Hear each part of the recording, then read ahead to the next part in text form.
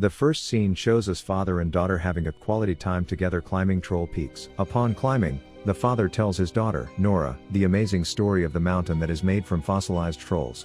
Well, we can't blame her for not believing him, but as soon as she sees troll faces on the mountains when the sun starts to rise, she gets mind blown by what she witnesses.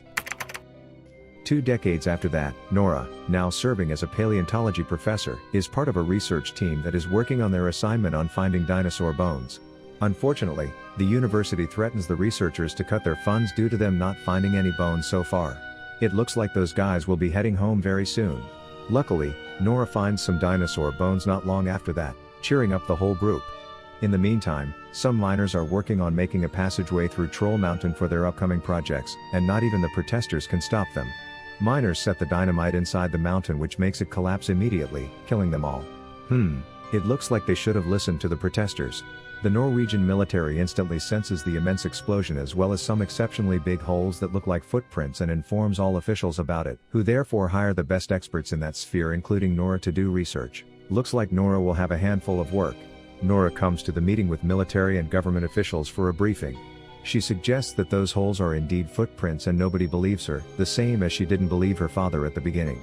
We can just say we sincerely hope that those huge footsteps don't belong to a huge mysterious creature, but if they do, Nora, we wish you a lot of luck in your expedition, you will need it. Nora, and the Prime Minister's advisor, Andreas, start their journey by visiting an elderly couple that claims that something stepped on their house and ruined it, but they didn't see what it was. If that is true, Nora and Andreas might be working with something mysterious and very dangerous as well.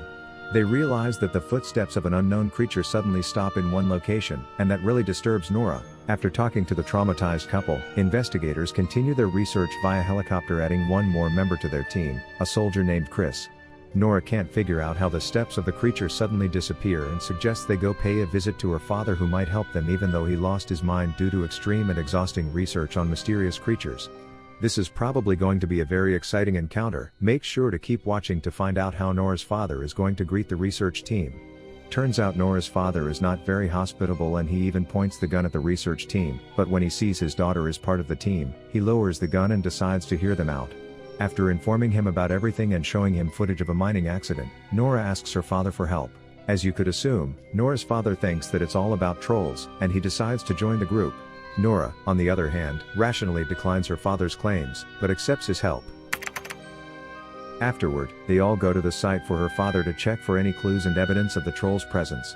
Her father looks very disappointed that she doesn't believe him and reminds her of her childhood and that she used to believe in trolls when she was a kid.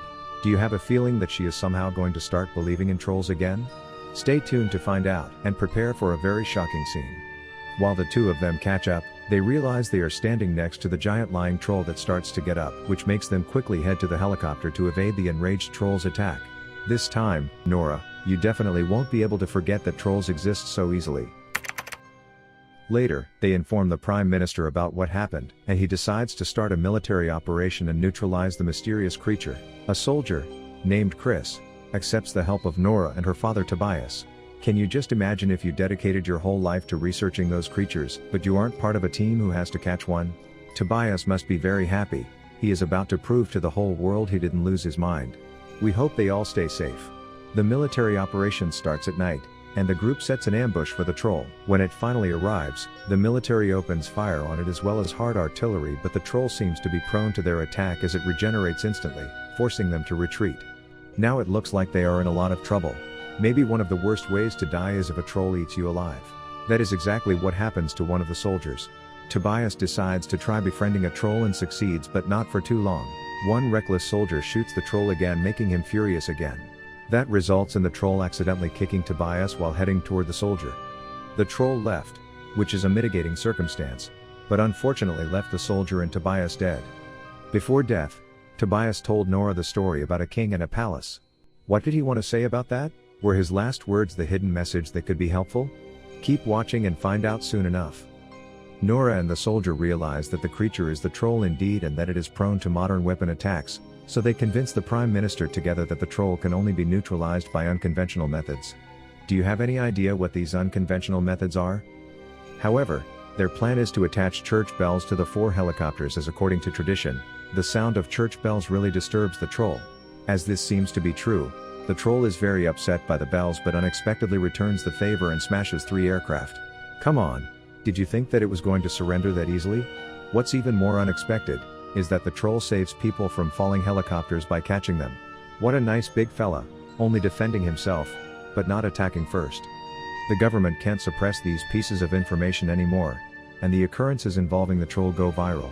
The Prime Minister, with the help of her advisors, comes up with a plan of evacuating the whole city and using a nuclear weapon against the troll. Okay, if this doesn't work, what will? Maybe it's better to leave the troll alone, what do you think? Andreas resigns and decides to stay with Nora. Nora then continues to think about her father's last words, and as she sees that her father was obsessed with the word sinding, Andreas then figures out it must be referring to Lord Chamberlain in a combination of king and a palace Tobias mentioned before he died. What a pity he died. Seems he was on the right track. They proceed to pay a visit to the Lord, and he welcomes them and shows them the secret location in the palace and reveals that the palace was built on the palace of the Troll King. Does the troll just want to come back home? What is wrong with that?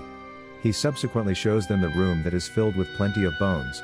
It turns out that those bones belong to trolls that were killed by humans a long time ago. Nora realizes that she had come across the king troll itself earlier with her father on the mountain. Her father was hospitalized before and declared insane because he posed a threat to the government as he was close to revealing everything about trolls. At least he didn't die in vain, as everyone now knows about the vast stone creature.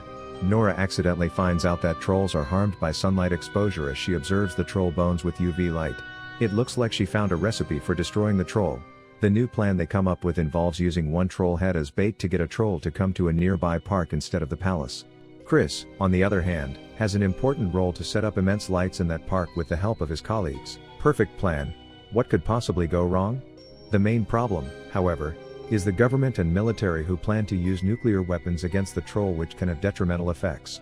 Luckily, Andreas's colleague Sigrid hacks the system and delays the nuclear attack, buying more time for their diversion. As expected, the troll is following the vehicle with the troll skull on it and continues following it even after the skull falls to the ground. As they entice the troll into the park, they also jump from the vehicle seconds before the troll crashes it. The unfortunate turn of events nonetheless is that government officials realize that Sigrid hacked their system and quickly gain control over it again. Believe us, you haven't seen such an unexpected plot twist as this one. Prepare yourselves. As the troll enters the place, he is immediately exposed to strong lights which start killing him, and on the other hand, the military luckily suspends their nuclear attack due to the presence of a lot of civilians, and everything goes as planned, but not for so long. Nora starts feeling sad for the dying troll and shockingly stops the lights in order to save the troll and tells it to run away. For God's sake, Nora, did you come this far just to throw everything away? Notwithstanding, it is too late for that as the sun rises, making the boulder out of the troll. Afterward, it is called the Tobias boulder in honor of her father. During the ending scene, something can be seen moving below the surface of the cave that King Troll came out from, suggesting Nora's job is yet to be finished. If you enjoyed our video, make sure to give it a like and also subscribe to our channel with notifications on, so you never miss an upload from us. See you next time.